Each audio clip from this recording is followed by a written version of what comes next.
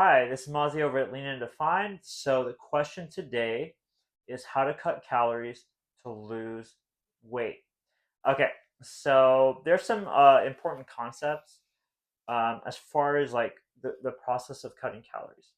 So one is I my suggestion to people if they ask me, especially specifically if you're a snacker, is to cut from your snacks because generally meals are more filling.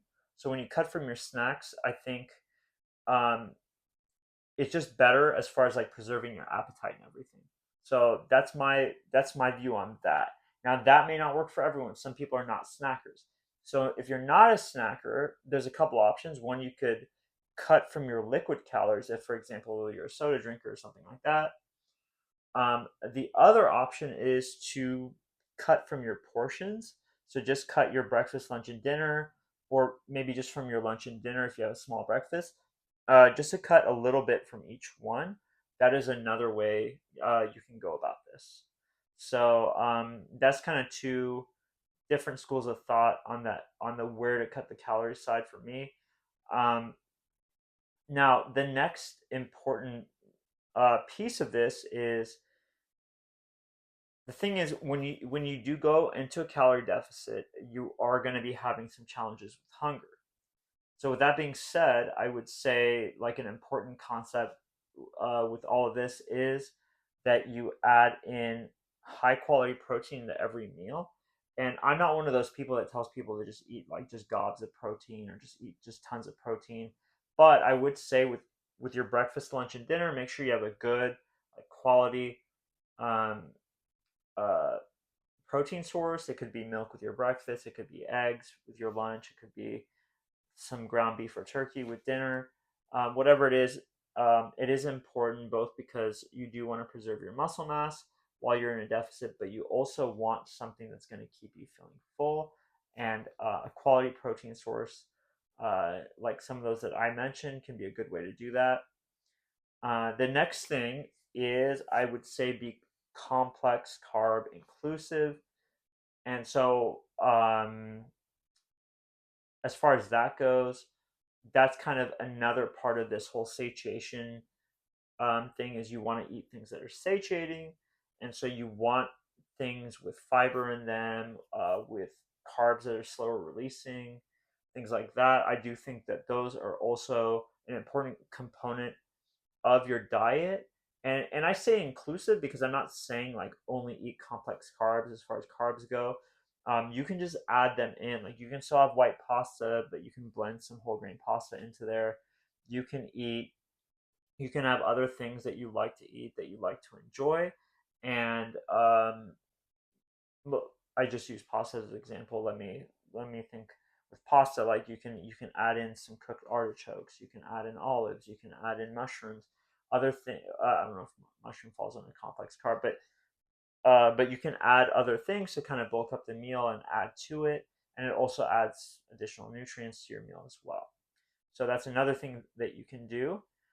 Um, Another important like thing that fits into all of this is how big of a deficit you're going for. So my view would be to have a deficit probably in the 2 to 500 calorie range. Don't necessarily go for like a massive deficit because you're probably going to get really hungry. It's probably going to, I mean, at some point, my guess would be it's going to affect your energy levels. So try to find a deficit that is not crazy. So I think 2 to 500 is a good window. And I'm not saying never exceed 500. Like you may have days where you're really active and let's say your diet's been going well and you're at the end of the day and you're like, man, I think I got an 800 calorie deficit today, and you don't think you're gonna just like go and just eat after that and just like sabotage it all. Like by all means go with that, but I just mean like as a general principle that you go by that. But some days you may exceed that deficit, and that's okay, especially like on an active day. So let's say you've been doing pretty good on your diet, but then let's say you go and take a spin class and you burn a bunch of calories. That can work as well. And the last thing that I have down for this was you should also give yourself time. Give yourself time because the process of of losing weight in a deficit, you're just really just chipping away slowly. It's kind of like you've put a bunch of money in the bank over time, and that bank is now or like your body, and but you only have so much time to, you can only take out a certain amount every day. So what you're doing is like you're just making these withdrawals from the bank, and over time those withdrawals add up. um, so let's say a pound of fat is 3,500 calories. So you're just accumulating the deficit over time, and those withdrawals are going to bring down the amount of money that you have in the bank. So that's one way that I like to look at that when I've explained it to people. So just uh, just take it slow.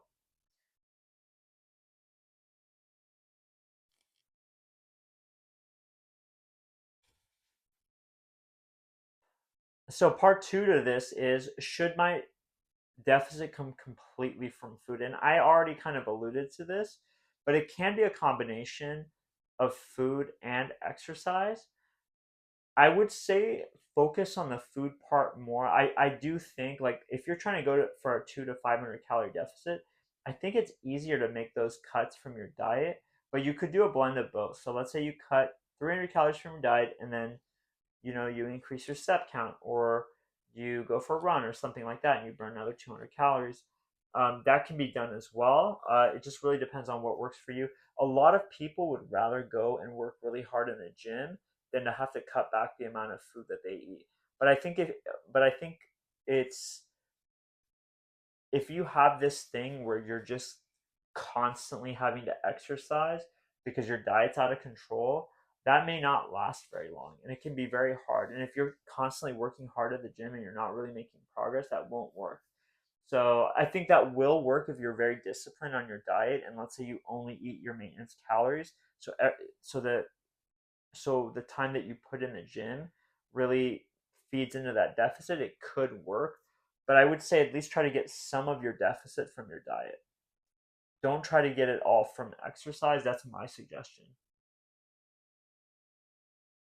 Another thing that's important here is your meal timing. So like I mentioned, like going to a spin class earlier, or going, or it could be like you went on a big run, but the way you time it is important too. Because like if you go and attend a spin class, for example, or you do some kind of cardio, you're probably going to get hungry afterwards. So if you can time those exercises like right before a meal. So let's say you take the class or you go for a run, and then you come home and you have lunch. That's a good way to time it, so that, yeah, you are hungry, but now you're going to eat something. And you're eating something you would normally eat, which is your lunch or your dinner or whatever, and you're not adding to that meal. So you're not going home and you're like, oh, I'm going to have dinner, but rather than my normal dinner, I'm going to get a massive dinner because I just took spin class. Like, that's not a good idea. So really trying to figure out how to do that and try to kind of keep things the way they would be otherwise in that scenario. So that's one way I think you could use meal timing to your advantage.